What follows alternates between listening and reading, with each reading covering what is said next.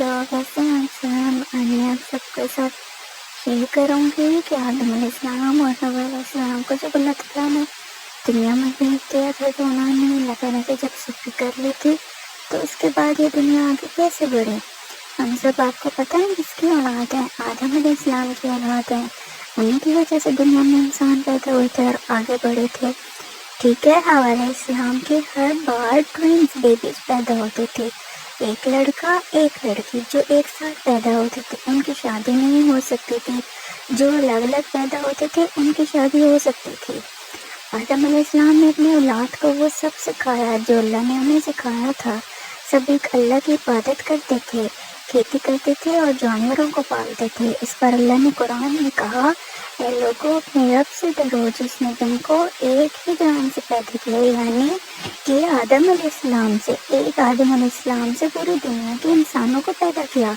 आदम अलैहिस्सलाम के बेटों में से 2 बेटे थे, काबील और हाबील। काबील के साथ जो बेटी पैदा हुई थी वो बहुत खूबसूरत थी, लेकिन हाबील के साथ जो पैदा हुई थी वो खूबसूरत नहीं थी। काबील ने आदम अलैहिस्सलाम से कहा कि वो अपनी जुड़वा बहन से शादी करेगा। आदम अलैहिस्सलाम ने मना कर दिया क्योंकि अल्लाह ने इसकी इजाज़त नहीं दी थी। काबील अपने नेचर में भी बहुत सख्त था।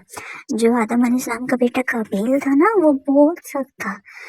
वो खेती करता था, उधर हाबील बहुत नर्म था, वो बकरियां संभालता था। काबील क्या करता था? खेती बाड़ी करता था, और हाबील क्या करता था? वो बकरियां यानी कि गोश्त चराता था, उनको संभालता था। फिर आदम अलैहिस्सलाम ने अपने दोनों बेटे हाबील और काबील से कहा कि तुम दोनों अपनी कुर्बानी अल्लाह के सामने पेश करो, जिसकी कुर्बानी अल्लाह ताला कबूल कर लेंगे वो सही होगा। उस जमाने में जब अल्लाह के लिए कुर्बानी पेश की जाती थी तो एक आग आती जिसकी कुर्बानी वो आग खा लेती थी। आग यानी कि फायर, उसकी कुर्बानी कबूल हो जाती थी। जिसको फायर ले जाती थी ना, जो भी चीज़ हम कुर्बान करते थे अल्लाह ताला की राह में, तो वो ठीक होती थी। हाबील ने सबसे अच्छा जानवर कुर्बानी के लिए दिया और काबील ने सबसे रद्दी फसल का हिस्सा, यानी कि जो सबसे लो क्वालिटी की फसल थी उसने वो दी।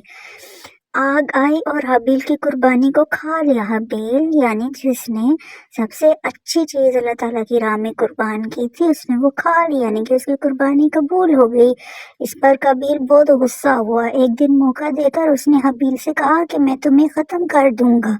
इस पर हाबील ने कहा मैं तुम पर हाथ नहीं उठाऊंगा। इस पर काबील ने हाबील के सर पर बड़ा सा पत्थर मारा और वो मर गया। अब काबील को समझ नहीं आई कि हाबील की लाश का क्या करे, क्योंकि अभी तक कोई मरा नहीं था। अल्लाह ताला ने 2 कौवे यानी कि क्रोज को भेजा। उन्होंने भी ऐसे ही लड़ाई की और एक ने दूसरे को मार दिया। फिर पहले ने गड्ढा खोद दिया और उसे दफना दिया। इसे काबील ने भी ऐसा ही किया और जिससे शादी करना चाहता था उसे लेकर आदम अलैहिस्सलाम से बहुत दूर निकल गया। आदम अलैहिस्सलाम के साथ जितने लोग थे, जो शैतान के बहकावे में आ गए थे, वो काबील से मिलते गए। आदम अलैहिस्सलाम को जब हाबील के कत्ल के बारे में पता चला तो बहुत तकलीफ हुई। अल्लाह ताला ने शीस अलैहिस्सलाम को उनके बाद नबी बनाया, जो उनके ही बेटे थे। आदम अलैहिस्सलाम ने शीस अलैहिस्सलाम को सारा इल्म सिखाया। अल्लाह ने 104 सहीफे, ठीक है, सहीफे जो लाशरिया हैं, उतारे।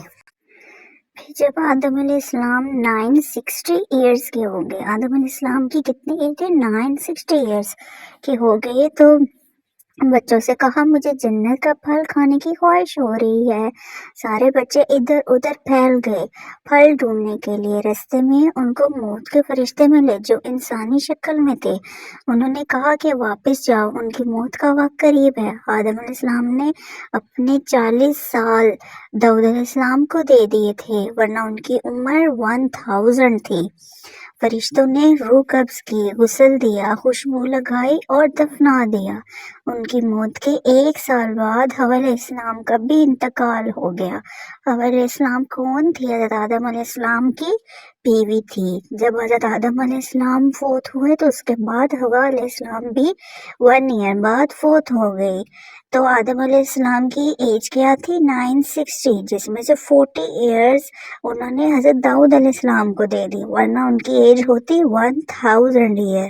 ٹھیک ہے پیارے بچوں، آپ نے یہاں تک یہ سب یاد رکھنا ہے اور نوٹ کرنا ہے اور اپنے فرینڈ سے شیئر کرنا ہے۔